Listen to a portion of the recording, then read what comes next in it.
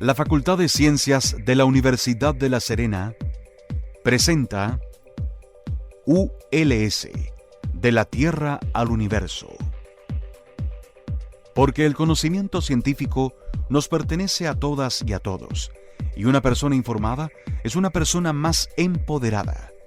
Por media hora conoceremos investigadoras e investigadores de nuestra región y cómo su trabajo puede mejorar nuestro día a día.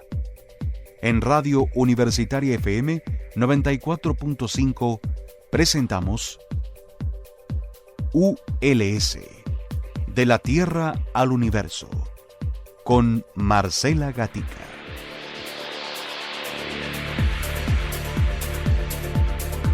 Hola, ¿cómo están?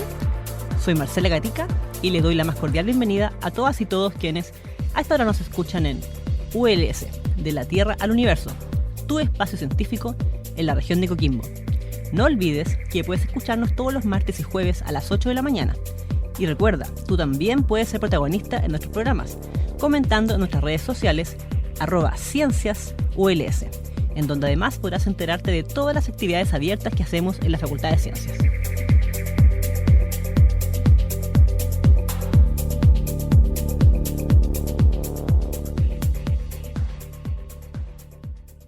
Estimado de todos, el día de hoy, gracias a la tecnología, nos estamos conectando nuevamente a miles de kilómetros de distancia y estamos con Lima, Perú hoy día, y vamos a hablar de un tema que es tremendamente contingente y que probablemente ustedes ya sospechan de qué vamos a hablar.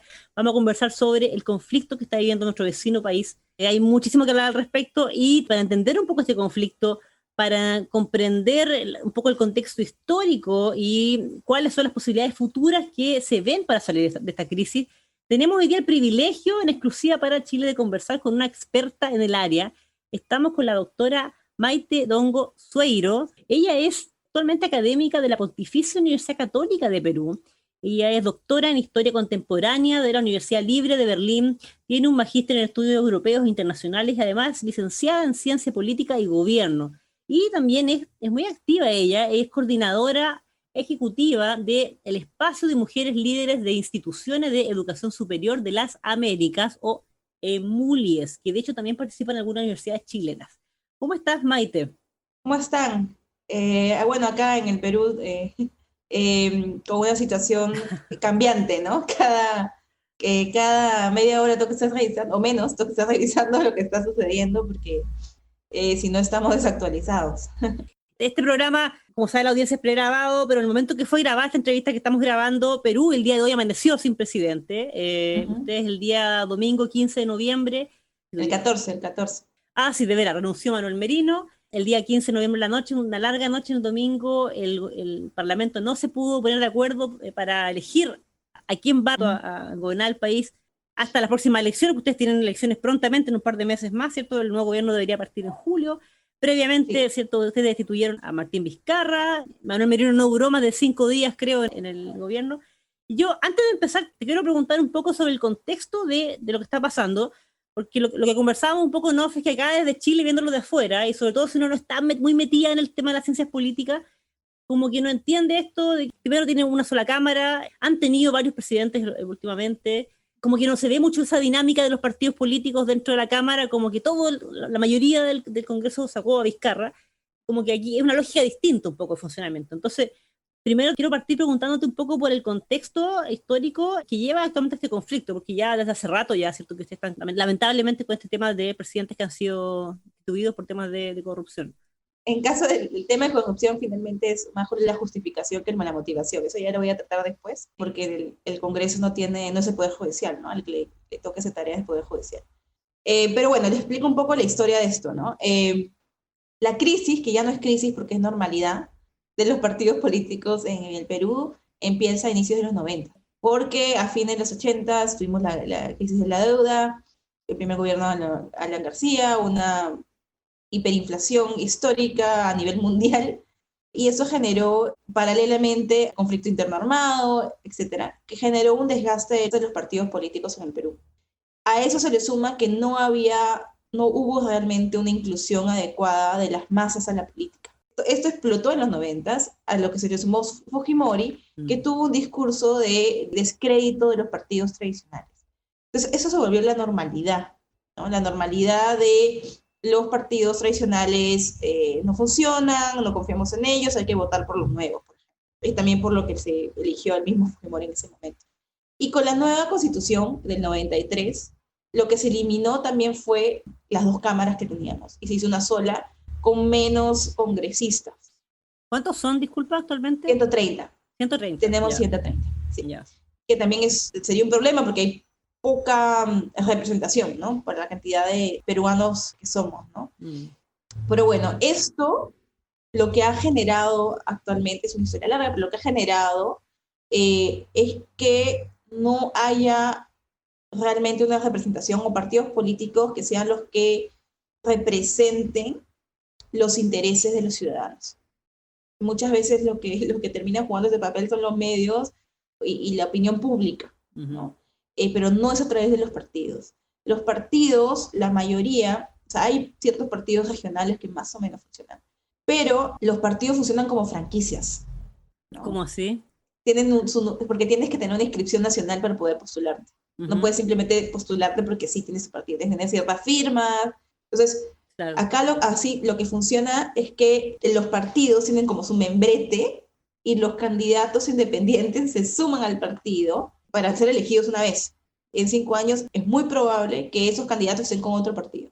Entonces no hay solo para elección. Permanencia, solamente para las elecciones.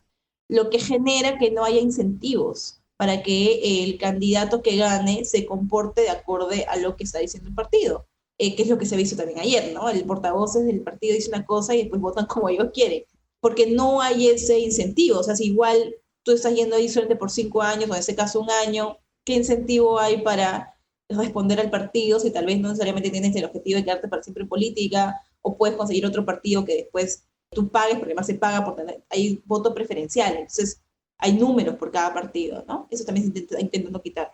La gente paga, los candidatos pagan para tener el primero, el segundo, el tercer, los primeros números porque son los que más salen. Es más que un sistema de partidos como el que ustedes conocen, como un negocio, ¿no? De hecho, existe toda la idea de que entrar a la política también es un negocio, ¿no? Porque los partidos finalmente no son una referencia, ¿no? Tú puedes votar por alguien por ciertas ideas, pero realmente eso no necesariamente se va a reflejar cuando esté gobernando. Y de hecho, muchas veces las propuestas que se dan ni siquiera son factibles. O sea, por ejemplo, algo que sucede mucho es cuando se hace toda la propaganda de los candidatos, proponen, por ejemplo, voy a luchar contra el crimen, ¿no? Y es como, ok, pero ¿cómo lo puedes hacer tú si eres un congresista, ¿no? O sea, ¿qué mecanismos tienes tú para realmente controlar el crimen si no controla la policía, si no puedes, claro, ¿qué puedes hacer, no? Pero la gente no sabe, entonces cree estos discursos que en verdad son mentiras. De hecho, hablando del término populismo, acá el populismo se está hablando más desde el Congreso que desde el Ejecutivo. Se habló en un momento del Ejecutivo con Vizcarra, pero a mí no me parece que no cumple los criterios de populismo. Para ser populista uno tiene ciertos criterios, ¿no? Primero, tener un discurso de las masas contra una élite y que tú eres el único representante posible de esas masas o pueblo, ¿no? El uso del aparato estatal para darle cosas o dádivas a la gente, ¿no? Ese tipo de cosas no hizo Vizcarra, entonces no cumplía esos criterios. Pero sí es algo que se intenta hacer dentro de algunos congresistas en el Congreso Parlamento peruano, ¿no? Entonces el populismo o el discurso populista al menos se denota mucho más en el Congreso.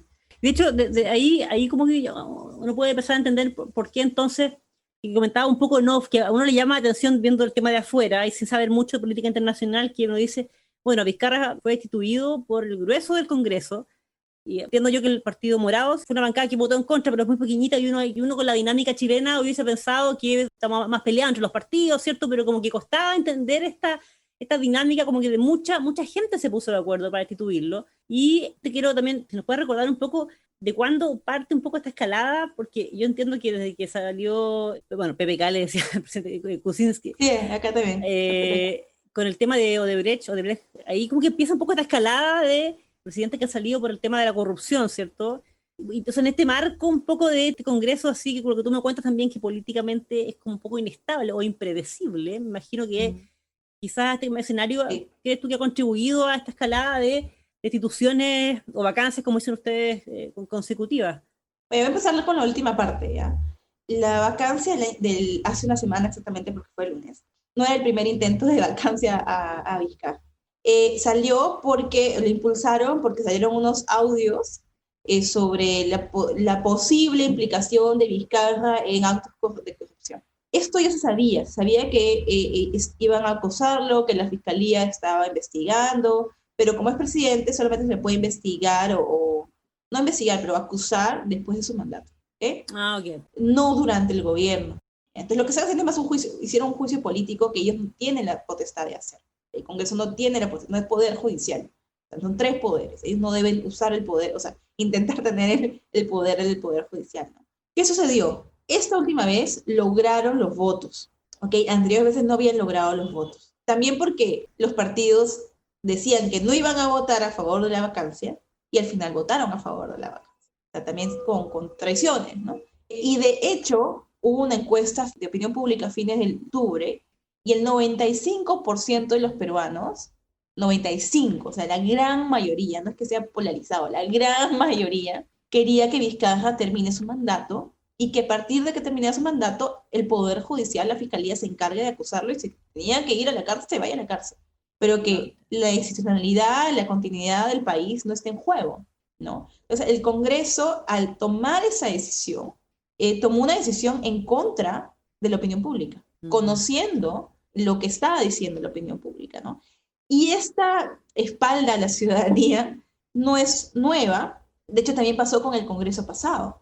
Lo que pasa es que nuestras normas, o sea, existe la norma de la vacancia moral, ¿ya? Por motivos primero por enfermedad y de vacancia por motivos morales. Pero el problema de eso es que es una mala interpretación de francés. Esa es una norma del siglo XIX, en donde pusieron literal lo que dice el francés. Pero lo que hace la referencia es que un presidente esté mal, enfermo o incapaz mental, no incapaz moral, porque la moralidad finalmente quien la decide. Claro, con subjetivo. Definir, súper subjetivo, sino de incapacidad mental, ¿no? Y ella lo malinterpreta para intentar sacar a Vizcarra, pero es ilegal, porque las normas no le dan al Congreso la potestad de sacar al presidente por esos motivos.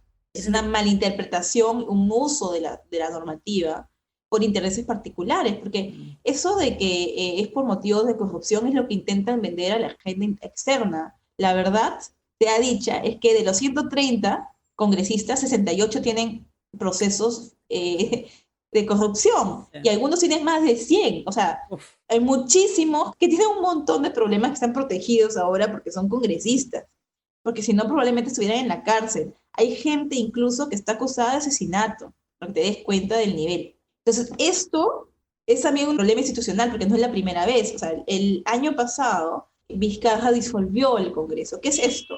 Nuestra Constitución permite que cuando el Congreso no le da la confianza 2 veces al presidente, el presidente tiene la potestad de disolverlo porque no lo están dejando gobernar, que es realmente lo que está sucediendo. El año pasado y este año, y de hecho desde Kuczynski, no han dejado que gobiernen, o sea, llaman a los ministros a cada rato para interpelarlos, los sacan si no les gusta lo que dicen, no les dan confianza, ¿no? Entonces, eso hicieron con Vizcarra el anterior Congreso, y era un tema súper importante que también estuvo en la agenda la semana pasada, que es la designación del Tribunal Constitucional, y lo tiene potestad el Congreso. Y estaban eligiendo el año pasado a un primo de un congresista, para que te des cuenta del nivel, ¿no? de fachatez, ¿no? Quiero que andemos este tema, pero tenemos que hacer un pequeño break musical antes de seguir. Vamos a ir con Miki González con Chicles, Cigarrillos y Caramelos, y volvemos.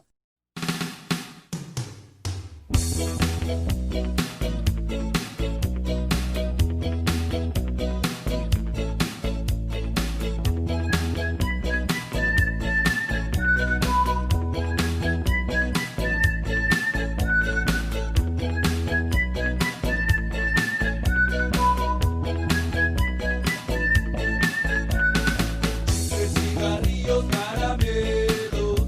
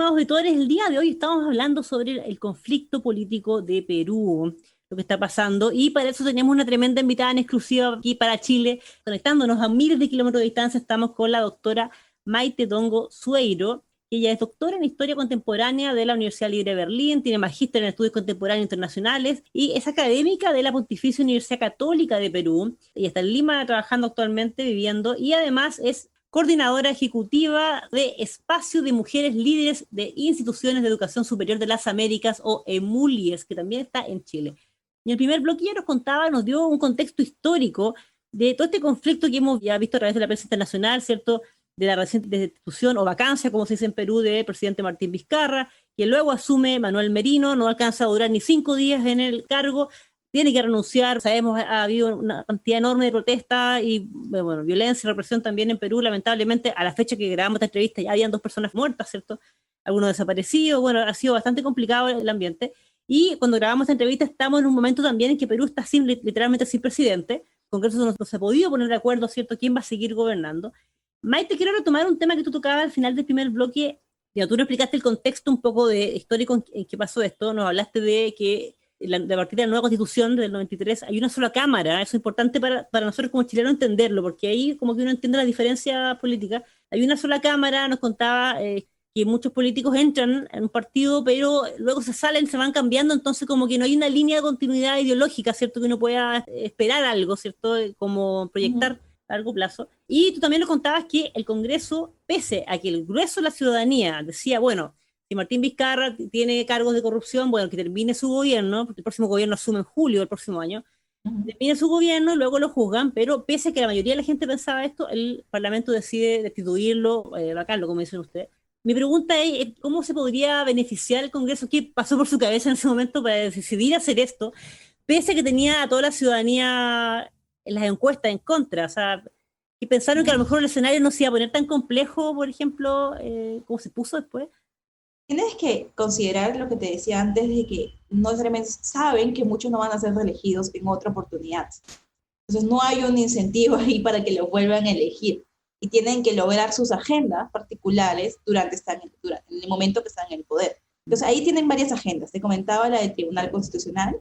Te comentaba, por ejemplo, un partido tiene el objetivo de darle amnistía a un preso líder de su grupo. Otro tema súper importante y clave es el tema de SUNEDU. SUNEDU es una institución de educación que controla la educación superior en el país. Hay también todo un problema desde los 90s con la explosión de universidades que eran una estafa para los estudiantes, en donde no les daban calidad para la educación. Entonces, SUNEDU lo que comenzó a hacer es pedir requisitos, ¿no?, y licenciarlas. Si no lograbas licenciarte, igual te daba otra oportunidad, te daba un tiempo, ¿no?, para que puedas lograr esos objetivos. Y hay universidades que nunca lograron porque ni siquiera intentaron, ¿ya? O sea, intentaron muy poco. Había una universidad que tenía literalmente una pared de mentira. O sea, afuera se veía la pared y atrás no había nada, o sea, para que te des cuenta. Un par de congresistas y líderes de partidos que están en el Congreso son dueños de esas universidades sin licenciar. Disculpa, el equivalente aquí está la Agencia Nacional de Acreditación, entonces aquí el equivalente son las universidades que no se acreditaron y que, bueno, hubo muchas universidades o centros de educación superior también, en el pasado, que tuve que ir cerrando por lo mismo, porque no cumplían ciertas normas de calidad. Claro, como si hubieran intentado bajarse el gobierno para bajarse esa agencia, ¿no?, más o menos. Entonces, tan evidente es que uno de los primeros proyectos de la semana pasada fue crear universidades, para que te des cuenta lo poco oculto que estaba la agenda, ¿no? Entonces, hay muchas agendas detrás particulares que no tienen nada que ver con el bien común del Perú, tienen que ver con sus agendas particulares, porque tienes que pensar quién llegó al poder la semana pasada en el Perú. Es un grupo, lo más ultraderecha del país, que la gente no elige. Los peruanos no los eligen. Andrés Flores Alados, que fue el premier por un par de días, fue candidato a la presidencia en las últimas elecciones y fue el candidato menos votado, para que te des cuenta. Yeah. Es un grupo que no, a través de las urnas, no va a llegar al poder, ¿no? Entonces estaban intentando llegar, este grupo ultraconservador, al poder, y utilizaron el Congreso con sus agendas particulares. Ojo que en la vacancia votaron partidos que podríamos pensar que son de derecha, de ultraderecha, o que son un híbrido, que tienen gente de todos lados, o sea, sin ideología clara. un grupo también, un partido de izquierda, otro que es una izquierda nacionalista, que muchas cosas se parecen a la derecha, y otro que religioso, cada uno con su propia agenda, ¿no? Y de hecho, al final de la semana, algunos partidos decían, uy, pucha, nos equivocamos, ¿no? No debimos darle la vacancia. Y era como, ok, pero le sirvieron, porque evidentemente un partido de izquierda apoyó a que suba al poder un grupo de ultraderecha, o sea, en contra de lo que ellos están proponiendo, ¿no? Entonces, ha sido la conjugación, creo que intereses particulares más cierta institucionalidad que le permite hacer estas cosas al Congreso, ¿no? Y también que permite que personas sin intereses, sin buscar el bien común, buscando intereses particulares, lleguen al poder y no tengan ningún incentivo para intentar comportarse adecuadamente con la población, porque finalmente después no van a volver a ser reelegidos. Maite, yo entiendo que en el corto plazo, lo que tiene que ver con esta semana, entiendo que, bueno, porque he escuchado en la prensa, bueno, hay varias opciones que, bueno, tiene que ponerse de acuerdo el Congreso si van a elegir a alguien. Entiendo que el Tribunal Constitucional va a revisar el tema de Vizcarra, si fue constitucional o no, ¿cierto? Por ahí se dice que a lo mejor Vizcarra podría volver. Bueno, imagino que tiene que todo que discutirse. Ustedes tienen elecciones prontamente, yo creo que la idea es mantener por lo menos la constitucionalidad hasta las elecciones, pero con tu mirada como experta en historia contemporánea y bueno, como peruana también, viendo la política de todas estas últimas décadas, de los 90 hasta ahora, como a mediano plazo, ¿cómo ves tú el panorama para que esto no se siga repitiendo? Considerando este contexto puntual, ¿cierto?, de este parlamento que tú nos contabas, que es como tan móvil, como para lograr una estabilidad en el país, porque además de todo esto, que tampoco hemos hablado, Perú ha sido tremendamente afectado por la pandemia, y al igual que todo el mundo está con una crisis económica súper fuerte. Perdí cuántos millones de empleos han perdido ustedes, allá con 4 millones, 7 millones, escuché en la mañana en la televisión.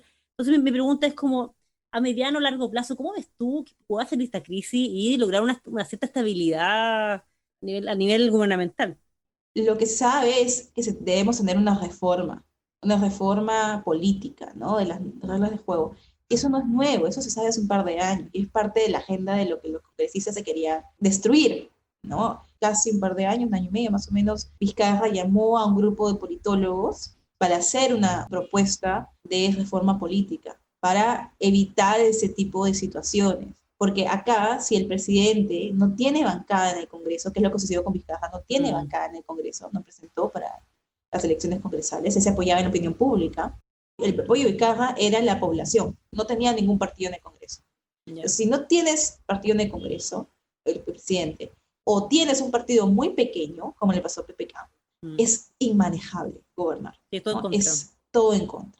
Entonces, eso es una de las cosas que se quiere cambiar, es eso, el funcionamiento de los partidos políticos, ¿no? Entonces yo creo que parte de la solución a esto ya a mediano y largo plazo es que realmente se dé esa reforma política que necesitamos, ¿no? De las reglas de juego, ¿no? E incluso ahora ha entrado el tema, antes no era un tema, pero en el último año por la pandemia, por esto también se está hablando de incluso cambiar la Constitución, que antes era un tema de la izquierda, pero a la gente no le importaba mucho, pero este año con la pandemia, con un montón de cosas que han salido, ha entrado más en la agenda como, ok, pero tal vez también deberíamos cambiar la Constitución, ¿no?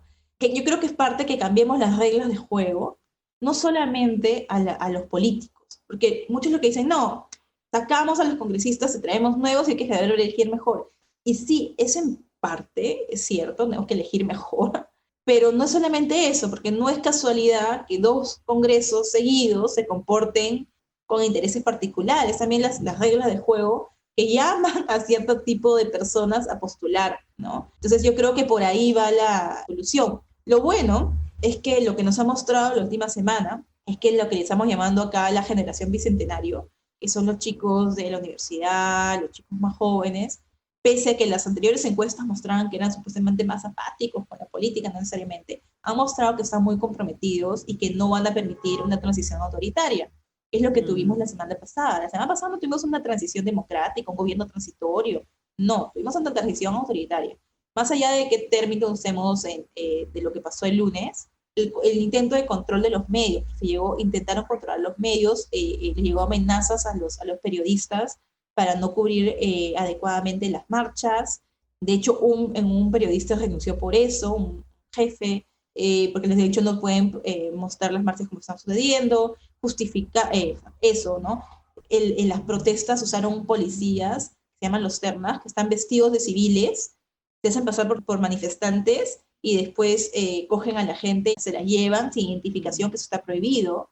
De hecho, también abogados no los dejaban entrar a ver, a preguntar por los detenidos. Han habido 2 muertos y ellos decían que no habían usado balines, ¿no? Después que balines de plástico, y después lo que han salido en los informes es que son balines de plomo. O sea, han vulnerado los derechos humanos, el derecho a la protesta por todos lados. Era una transición autoritaria. Ahora yo creo que ayer y hoy, sin presidente, estamos mejor que el sábado y el viernes.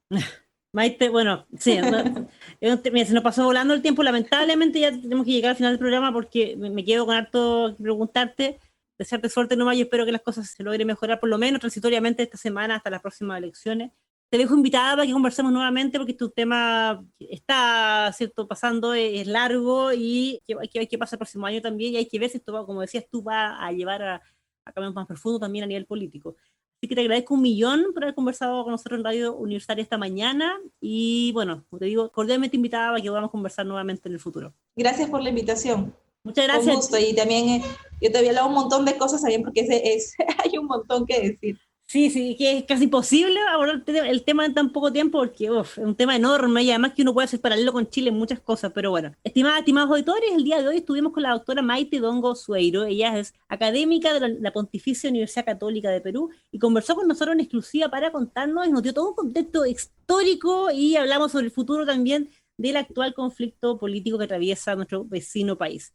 Así que bueno, recuerden que estamos cada martes y jueves a las 8 de la mañana por la 94.5 en su radio universitaria acá en La Serena, la región de Coquimbo, y además estamos en todas las redes sociales con @cienciasuls. Un abrazo y que tenga una muy buena semana.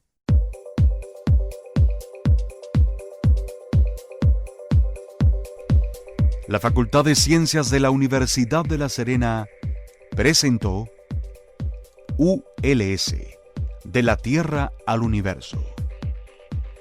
Porque el conocimiento científico nos pertenece a todos y una persona informada es una persona más empoderada, por media hora hemos conocido investigadores de nuestra región y cómo su trabajo puede mejorar nuestro día a día. En Radio Universitaria FM 94.5 hemos presentado ULS, de la Tierra al Universo, con Marcela Gatica.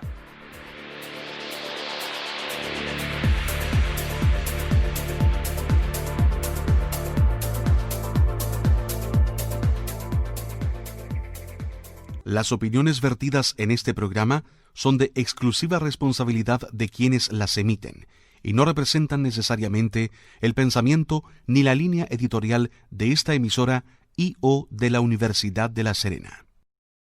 Este programa es grabado en los estudios de Radio Universitaria FM y editado por profesionales de la misma radioemisora, cuyo objetivo por más de 50 años ha sido vincular el quehacer de la Universidad de La Serena con la comunidad regional, respondiendo también al interés de contar con un medio de comunicación que releve la labor de la institución en los ámbitos de la docencia, la investigación y la vinculación con el medio.